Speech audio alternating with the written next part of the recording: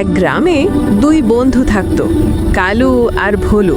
দুজনেই খুব পরিশ্রমী ছিল। তারা ঘোড়ায় চড়ে গ্রাম থেকে গ্রাম ঘুরে গম, চাল, ধান ইত্যাদি সস্তা দামে কিনে বাজারে বিক্রি করত। একদিন তারা দোকানে বসে চা খাচ্ছিল। কালু বলল, ভোলু, কাল সকাল সকাল উঠবি, ঘোড়ার জন্য ঘাস কাটতে যেতে হবে, তারপর দুজনে একসাথে বেরোবো। ভোলু বলল, ঠিক আছে ভাই, এখন বাড়ি যাই, রাত অনেক হয়ে গেছে। তারপর দুজনেই নিজেদের বাড়ি ফিরে গেল। রাত প্রায় ৩টের সময় ভোলু গভীর ঘুমে ছিল। হঠাৎ দরজায় টকটক শব্দ হলো। ভোলু আধো ঘুমে বলল, কে ওখানে? বাইরে থেকে এক গম্ভীর কণ্ঠস্বর এলো, ওরে ভোলু, ওঠ তাড়াতাড়ি, ঘাস কাটতে যেতে হবে, দেরি হয়ে যাবে। কালু, এত ভোরে চলে এলি? সে তাড়াতাড়ি জামা পরে দা হাতে নিয়ে বাইরে এলো।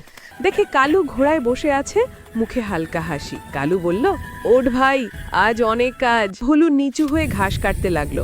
হঠাৎ মনে হলো কেউ তার দিকে তাকিয়ে আছে।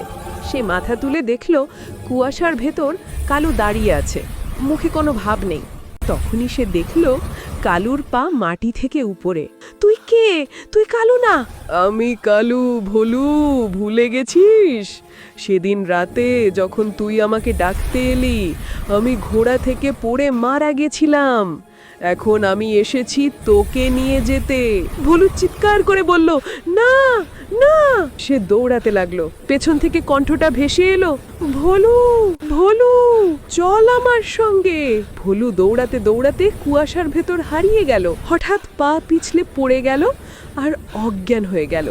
সকালে গ্রামের লোক মাঠের দিকে গিয়ে দেখে ভোলু অচেতন পড়ে আছে। পাশে ঘোড়া কাঁপছে আর চারপাশে পায়ের ছাপ হাওয়ায় মিলিয়ে যাচ্ছে। ভোলুর চেতনা ফিরে পেয়ে কেঁপে কেঁপে বলল, কালু, কালু এসেছে। সবাই অবাক হয়ে গেল, কারণ কালুর মৃত্যু হয়েছিল 2 দিন আগে। বলে লোকজন, সেই ঘটনার পর থেকে ভোলু আর কখনো রাতের পর বাইরে বেরোয়নি। আর যখনই বাতাসে ঘোড়ার হিনহিন শব্দ শুনত, দরজা বন্ধ করে বলতো, কালু ভাই, মাফ করে দে।